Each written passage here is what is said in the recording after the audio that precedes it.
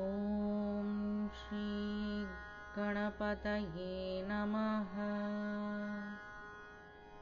ॐ श्री गुरुभ्यो नमः। Heartfelt gratitude to all my gurus and friends who have made this attempt possible. Thank you all for the continuous support. Gratitude and special thanks to Srimati Rajeshri Rao, without whom this journey of Bhagavad Gita would never have started. This is my humble attempt to spread the Gita. Please bear with my mistakes. My journey has just begun. Seeking blessings to continue with my efforts.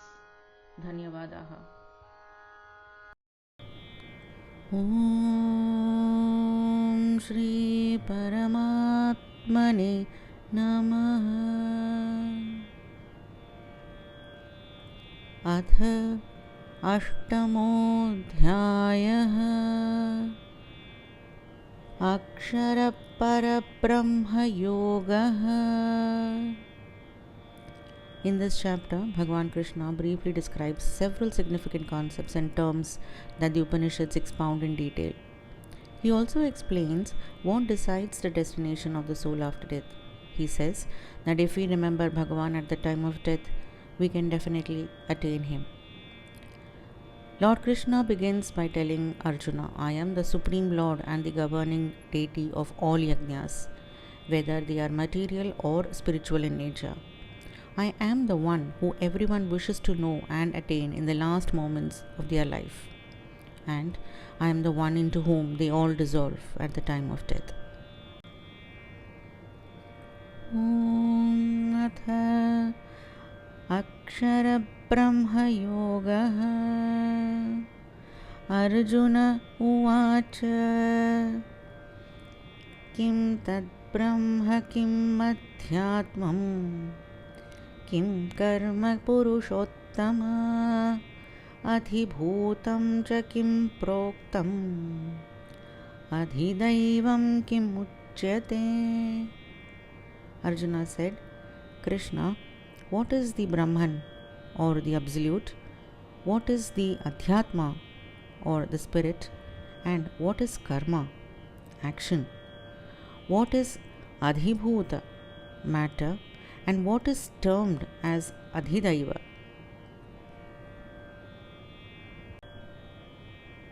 Adhiyajñah katam kotra Dehesmin madhusudana Prayanakale cha katham Nyeyosi niyatatmabhihi.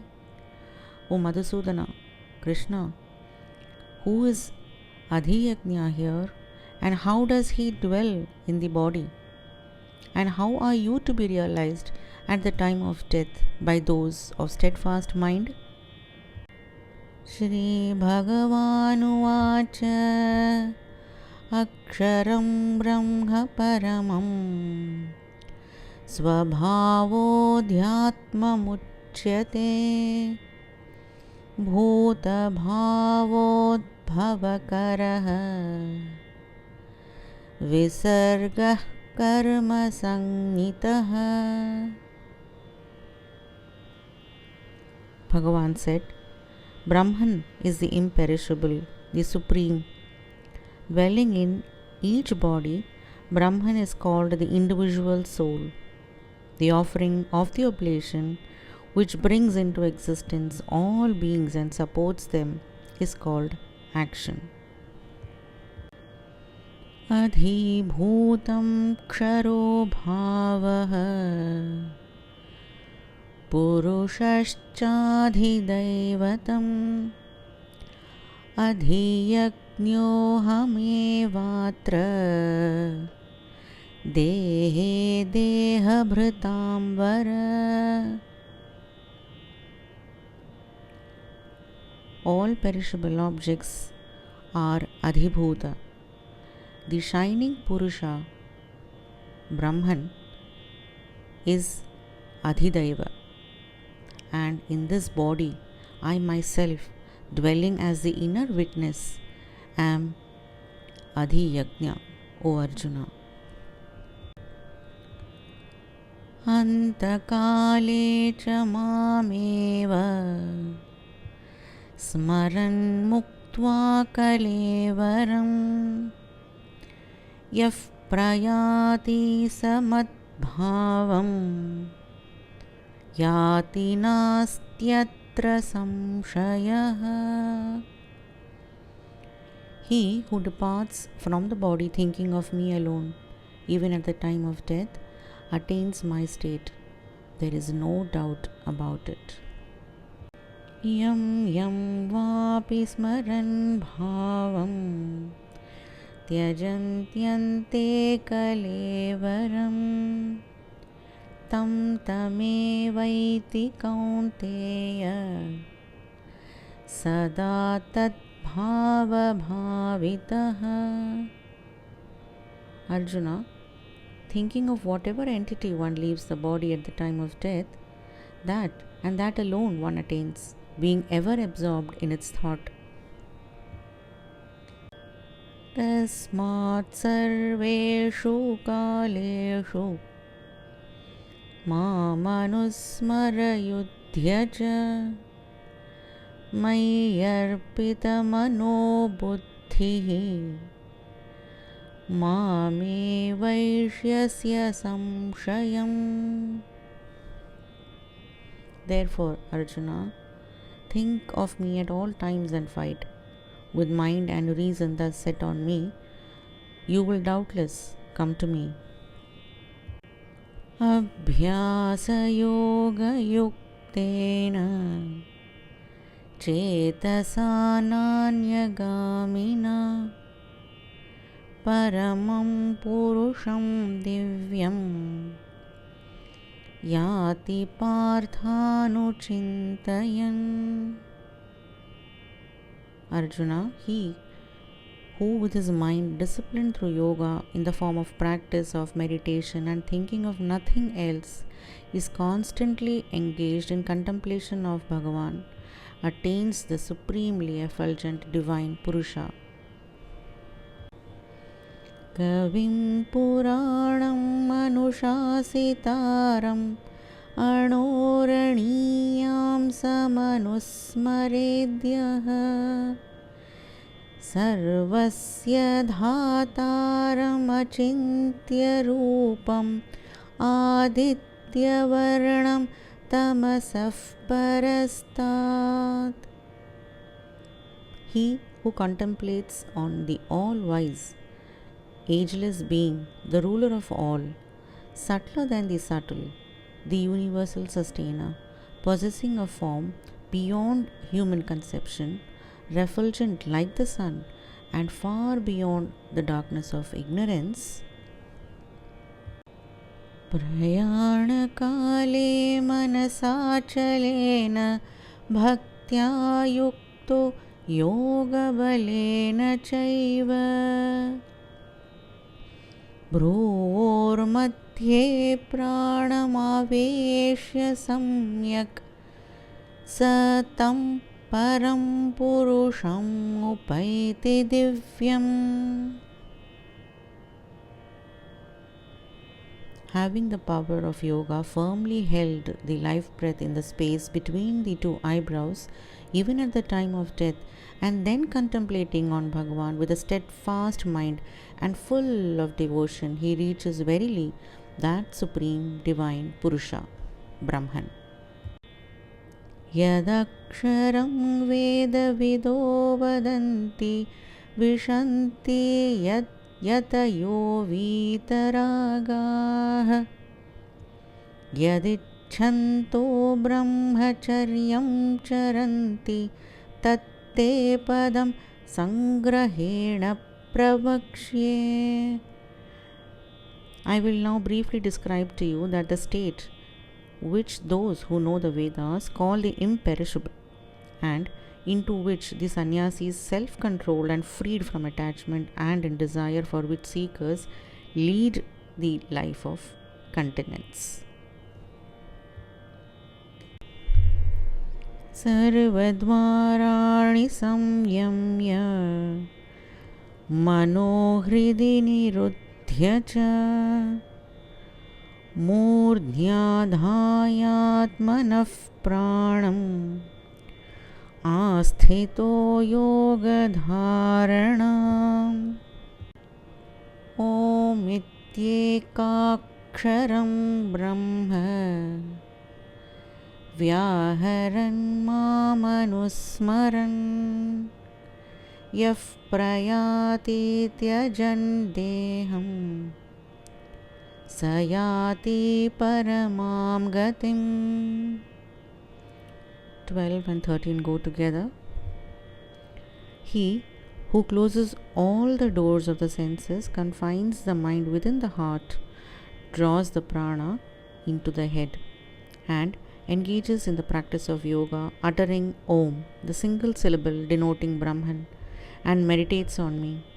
He who so departs, leaving the body, attains the supreme goal. Ananyachetaः satatam यो मां स्मरति नित्यशः तस्याहं सुलभः पार्थ नित्ययुक्तस्य योगिनः। Arjuna, whosoever always and constantly thinks of me with undivided mind, to that yogi ever absorbed in me, I am easily attainable. मामुपेत्य पुनर्जन्म दुःखालयमशाश्वतं नाप्नुवन्ति महात्मानः संसिद्धिं परमां गताः। Great souls who have attained the highest perfection, having come to me, are no more subject to rebirth, which is the abode of sorrow and transient by nature. Abrahma bhuvanalokaha punaravartinorjuna mamupetya tu kaunteya punarjanma na vidyate. O son of Kunti, Arjuna, all the worlds from Brahmaloka, which is the heavenly realm of the creator Brahma, downwards are the liable to birth and rebirth. But, O son of Kunti, on attaining me, there is no rebirth, for I am beyond time. Regions like Brahmaloka, being conditioned by time, are transitory. सहस्रयुगपर्यन्तम् अहर्यद् ब्रह्मणो विदुः रात्रिं युगसहस्रान्तां ते होरात्रविदो जनाः. Those yogis who know from realization Brahma's days as covering 1,000 Mahayugas, and so his night as extending to another 1,000 Mahayugas, know the reality about time. Avyaktadyaktayaः sarvaha prabhavantyah ragame रात्र्यागमे प्रलीयन्ते तत्रैवाव्यक्तसंज्ञके. At the approach of the day, all manifest objects come forth from the unmanifested, and at the approach of the night, they merge again into that which is called the unmanifested. भूतग्रामः स एवायं भूत्वा भूत्वा प्रलीयते रात्र्यागमे वशः Partha prabhavatyaharaagame. Arjuna, this multitude of beings, being born again and again, is dissolved under compulsion of its nature at the coming of the cosmic night, and rises again at the commencement of the cosmic day. Parastasmat tu bhavonyah avyakto vyaktat sanatanah yassa sarveshu bhuteshu nashyatsu na vinashyati. Far beyond even this unmanifest, there is yet another unmanifest existence, that Supreme Divine Person who does not perish, even though all beings perish. Avyakto-kshara ityuktah tamahuf paramam gatim yam prapya na nivartante tadhama paramam mama. The same unmanifest which has been spoken of as the indestructible is also called the supreme goal. That again is my supreme abode, attaining which they return not to this mortal world. Purushassa paraf partha bhaktya labhyastvananyaya yasyantasthani bhutani yena sarvamidam tatam. Arjuna, that eternal unmanifest Supreme Purusha, in whom all beings abide and by whom all this is pervaded, is attainable only through exclusive devotion.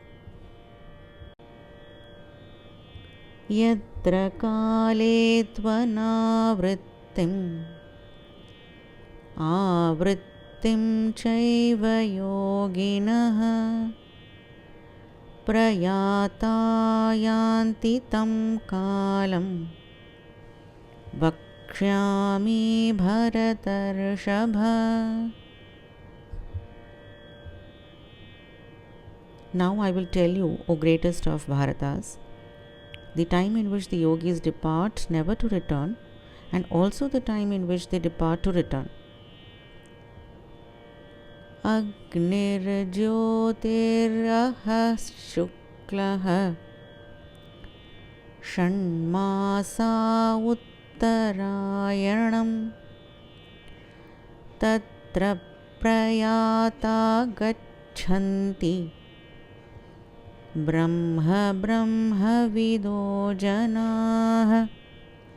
Fire, light, daytime, and the bright half of the moon, and the 6 months of the northward passage of the sun. Taking this path, the knowers of Brahman go to Brahman.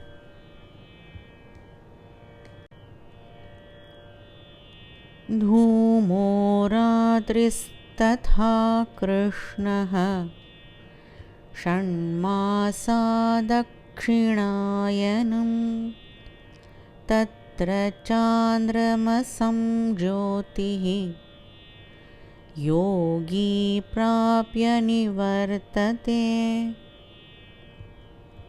Smoke, night, the dark half of the moon, and the 6 months of the southward passage of the sun.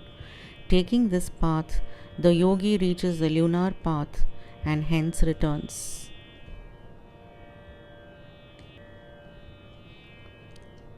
Shukla Krishno gati yete jagatashashvate mate ekaya yatyanavrttim anyaya vartate punah. These two paths, the bright and the dark, are the deemed to be the world's eternal paths.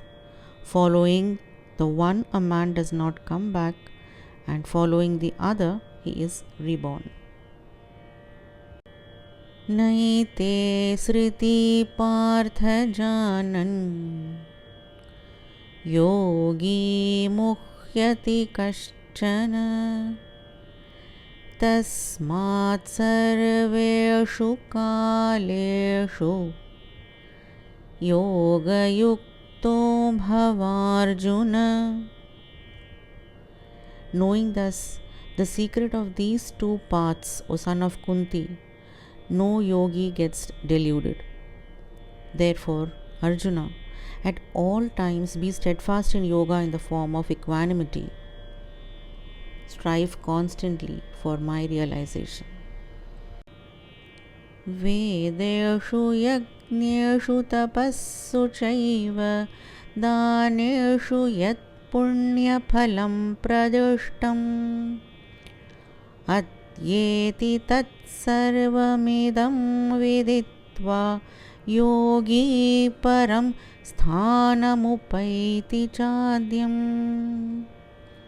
The yogi, realizing this profound truth, doubtless transcends all the rewards ascribed in the scriptures for the study of the Vedas, as well as the performance of sacrifices, austerities and charities, and attains the primal supreme state. Om Tat Saditi Srimad Bhagavad Gitasu Upanishadsu Brahma Vidyayam Yoga Shastre Shri Krishna Arjuna Samvade Akshara Brahma Yogo Nama Ashtamodhyaya.